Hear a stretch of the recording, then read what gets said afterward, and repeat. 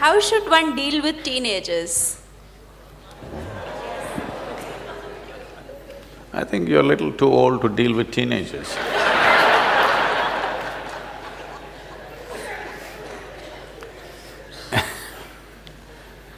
See,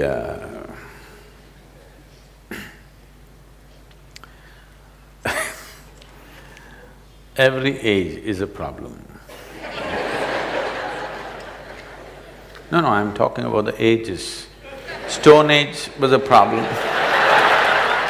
Iron Age was a problem, Bronze Age is a problem, Computer Age, serious problem. Isn't it so? Middle Ages were serious problems. Modern age is immense problem. Teenage, another problem.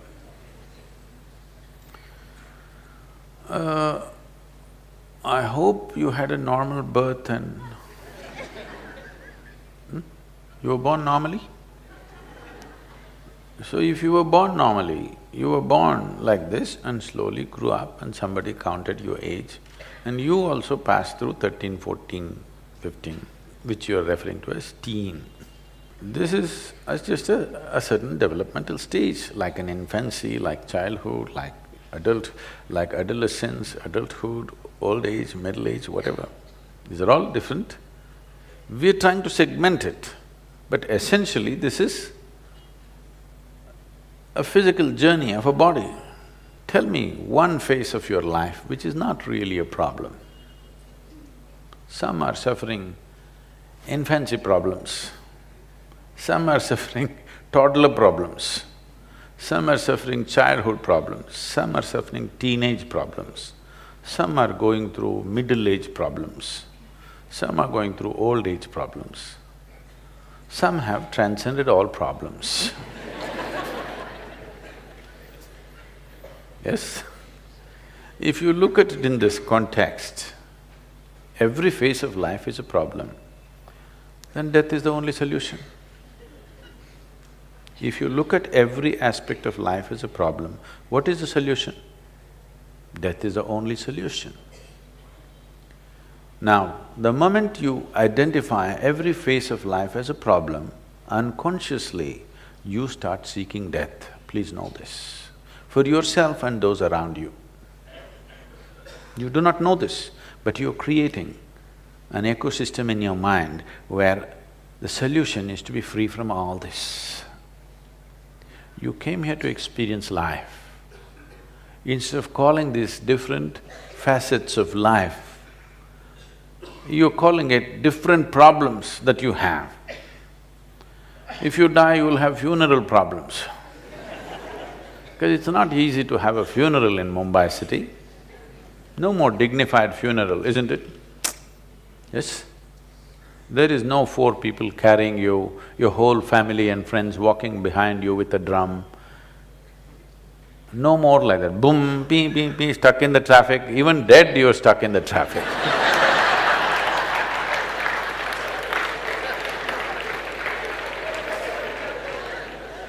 I want you to understand this. There are various types of situations in your life. They're just situations.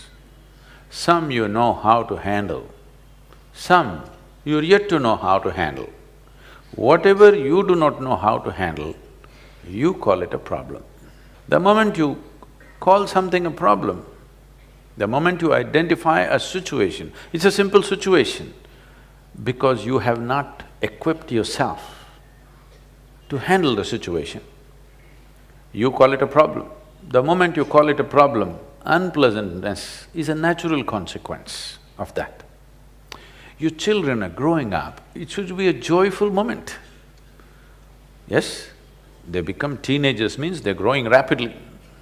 Yes? Or in other words, unfortunately, they're beginning to become like you.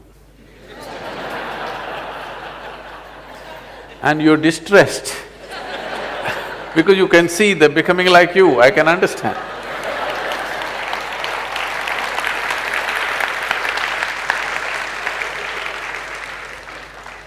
No, Sadhguru, that is not the problem. They're beginning to become something different. They don't even look like my children anymore. We have eulogized, we have unfortunately eulogized helpless states of life. When you say infancy and childhood, what you're talking about is a certain phase of our life when we are pretty helpless. Without outside help, we cannot survive or be anything. So we have eulogized this. Even so-called spiritual teachers are going about saying, I am a child. I don't want to meet an adult who is a child. It's another way of saying, I'm retarded.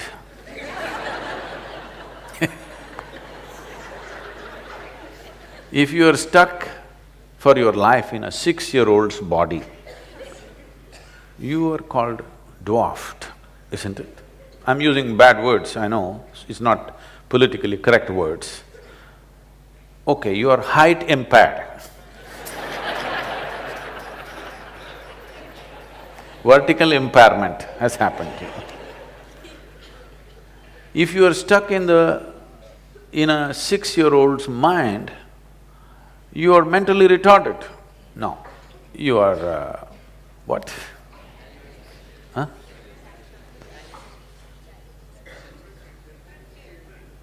Differently abled you become. These are pretty words, all right, we don't want to insult people who are in such situations, we appreciate that. But if you are eulogizing that state of a helpless phase in our lives, which is childhood, where without somebody else's support we cannot exist.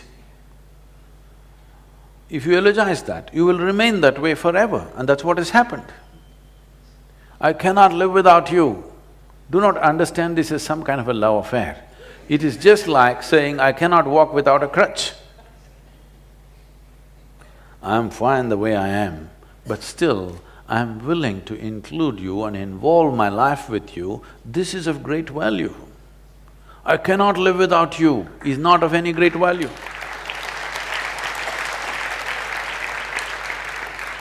I can live without anybody's attention, but I'm willing to throw myself with absolute involvement with whoever is here right now.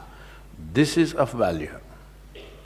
Because you're eulogizing helplessness or helpless phases of our life. When you are a little baby, you can't even pee by yourself, somebody has to take you. I'm saying, I'm like a child means then I'm looking where are the diapers, please let's give him one, you know. Now what's happening with the so-called teenage is you got used to your child as a helpless creature. Now he is finding his own feet, you don't like it. You want to condense him into boo, boo, boo, my boo, boo.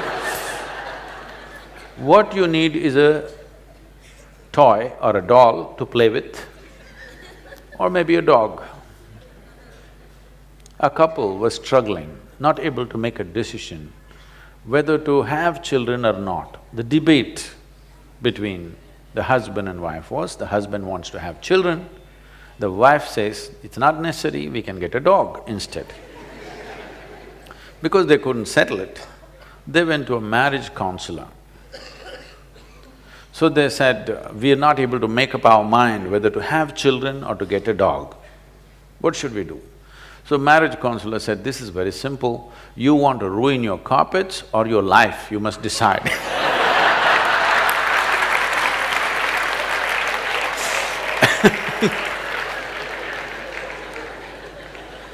So, you must understand this. If your life is a concrete block, when I say a concrete block, it has clear defined boundaries. This is what I am, like just now Anupama was saying. Even a little child is saying, this is how I am. That means I've become a concrete block. Because a certain amount of stupid information has come my way, with this I have formed a definition of what I am. So once I have formed a clear concrete block kind of definition to who I am, if two concrete blocks meet with great passion, what will happen? If there is a loose boundary to you, if two people come with great passion, wonderful things of union may happen. Otherwise, two concrete blocks clash, what happens? You know, friction. Friction and breaking of one of the concrete blocks or both will happen. So, once you become like a concrete block, you should not beget more concrete blocks, because you're incapable of including another life as a part of yourself. Because you have defined the boundaries of who you are so absolutely, you should not even get married if you ask me, because two concrete blocks living together, all right, it may make a house, it'll not make a home. Concrete blocks together will make a house, isn't it? Nothing more beautiful than that will happen. We're already too overbuilt in Mumbai. We don't have to build more, okay? So children when they come, when they're helpless and for everything they look up to you, you think your children are magical because they're helpless. Suppose the baby popped out of you and stood up and said, "Hey, who the hell are you?"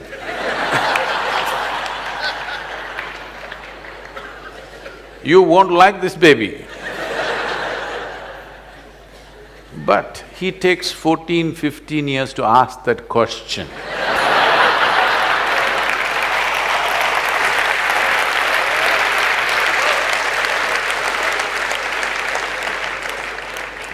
In fact, that is all a teenager is asking, okay, who the hell are you? So, if you want to be somebody to that new fresh life which has come, you must not have defined boundaries of who you are. Like when the child was infant, when it crawled, you crawled with him. Now your teenager wants to swing, you must be able to swing with him.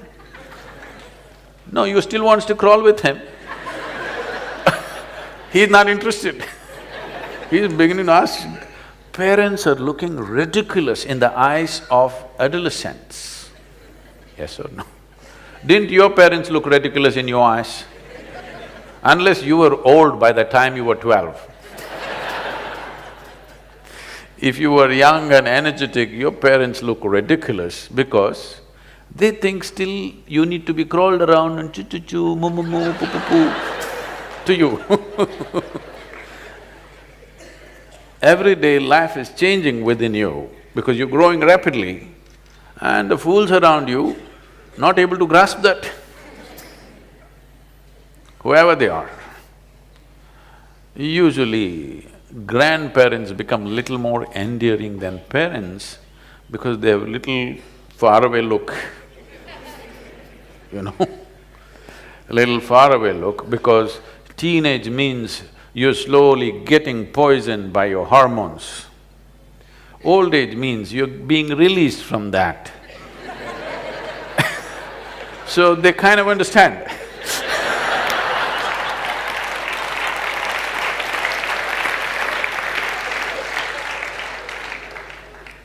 So those of you who are in middle age have no clue where the hell you are. Even historically, the Middle Ages represent a confused state of mind. So don't deal with your teenagers. Please make yourself available to be dealt by them. Make them responsible for everything. 1 month, I'm telling you, 1 month you have the courage to hand over your monthly income to them and say, manage the house. Just give them responsibility. You will see dramatically it will change, you know. Because you must understand, I have been a telephonic father, okay? From the age of 3.5 months, my girl traveled with me, alone in the car. We built the Isha Foundation in a Maruti 800, traveling thousands of miles. In one calendar year, or actually in 14 months, I did 135,000 kilometers on my Maruti, okay. So, she was 3.5 months old, one hand on her in the front seat, strapped, and my right leg doesn't go easy, boom. So, she grew up in the car till she was 4 years of age. I thought I'll never send her to school because we had bonded and she had such wisdom because she's seen the road, she's seen the people, she's been in all kinds of families. I thought I shouldn't mess this up by sending her to a school. But that age group, that company, unless you have a whole cricket team of children at home, just one child doesn't work, just keeping them alone because they may become too old when they're young. So I put her to school after that. After that, she's always continuously in one hostel to another. But we kept a very active engagement thanks to the cell phones. Earlier it was the black phone. I would stop somewhere on the highway because I know only at a particular time you can call her in the school. The school opens that phone time only 1 hour. So I am somewhere on a highway, find that black phone and get on, and for that 1 hour I'm on the phone with her. That side for her, all the children outside are screaming at her. Here at the booth, all the people are banging on the booth. So I always had this thing at that time. I'm driving on the highway, I have many phone calls to make, local, international, all kind. First I would get down and go to that phone booth guy and give him 5,000 rupees. He'll be surprised, just hold it. Deposit. And I get into the phone booth and now I am a valued customer. The other people come and they want to make the call within 3 minutes. And they're all standing in a queue and making faces at me and just gesticulating. But that guy says, no, don't disturb him.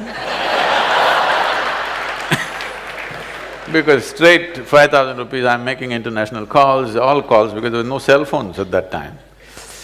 So I find this time and speak, and after that she went to college and then everything, whatever she's been pursuing, always on phone, and we've kept a very active engagement, and we've never really stayed home. If she comes for vacation, next day we'll be traveling somewhere, but never really at home.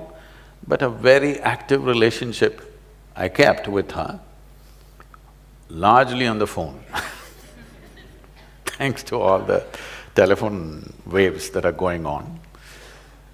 So, it was such an active engagement. Why I'm saying this is, and whenever I saw there's a certain intelligence in every child, I'm not trying to project this is a special child, no, she's just normal, brought up in a special way, for sure. So the thing is just this, if she comes home or if she's with me, I leave all my important decisions in her hands. She's only 5, 6.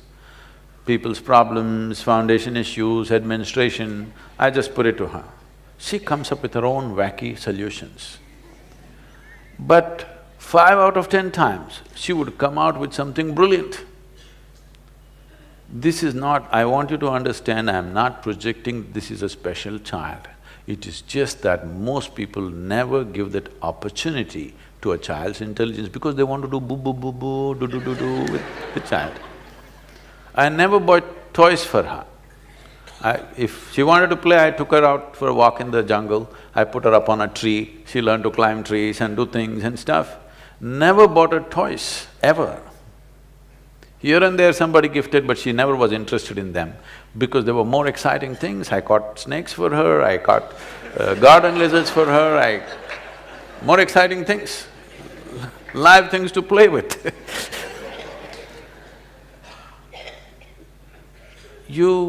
If you want to really do something with your children, you must allow them to expand because that's all they're trying to do. Their body is not the only thing that's growing. The potential of being human being is growing, you must allow them to expand. Instead of that, you're seeing how to constrict them, then you will have a huge problem. Whether if you have boys, you will have one kind of problem. If you have girls, you will have another kind of problem. If you try to restrict, you think restriction is a good way of controlling life. No. Responsibility will put them on the track. Hand over your money to them and tell them, this month you're on vacation, you handle this, whichever way. You're afraid, maybe he'll go and blow it up, what'll happen tomorrow? If he blows it up, what happens to you will happen to him also. Let him go through it for a month. Of course you can keep some reserve, but let him understand if he blows it up tomorrow morning, there'll be no breakfast. And let him go through that, what's the problem? Let him understand that's the way it is. It's better to learn in a protected, caring atmosphere than out on the street tomorrow morning, isn't it?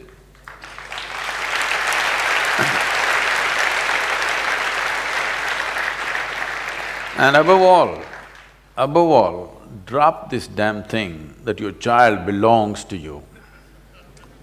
If you think this child belongs to you, when he's just coming into teens, he's telling you, God damn it, I don't belong to you. That's all he's trying to tell you, which you're not able to digest. Another life does not belong to you.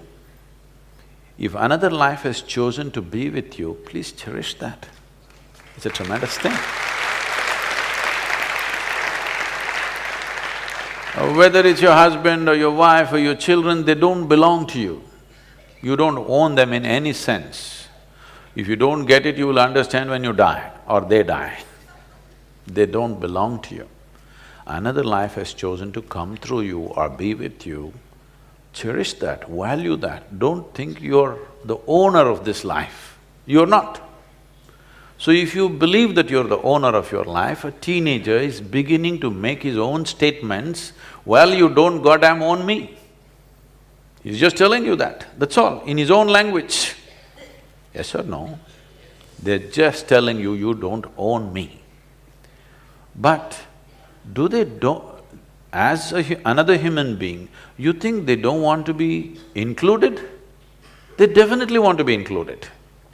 So, teenage means there are many things. Because one thing is, your intelligence is being hijacked by your hormones. So certain things are happening. Suddenly the world doesn't look the same. Some scrawny little girl in your neighborhood who you had nothing to do with, suddenly there are little bumps on her body and your chemistry is poisoned. You look at her, suddenly it's a new world. The whole world is looking different. What was just people are suddenly becoming male and female. It's not a small change, you know. What were just people are suddenly becoming something else and something else. Suddenly you're interested in only half the humanity. It's a huge change. You will see boys don't even look at their mothers directly because they still can't take their eyes off the body parts.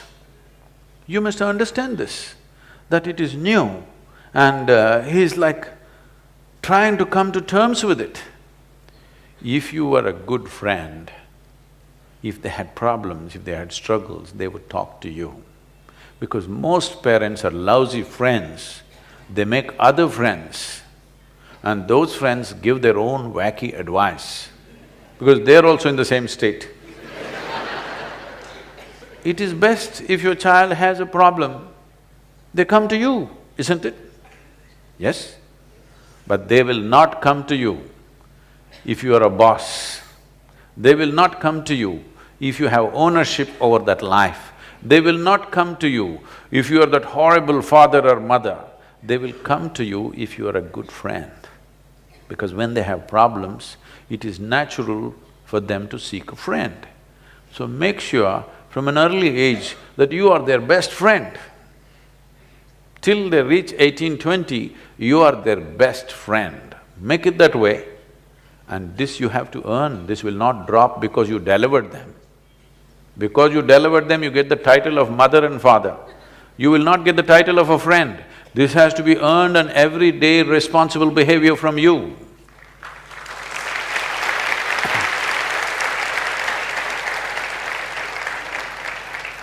I don't want to go too hard on you, we'll leave you here.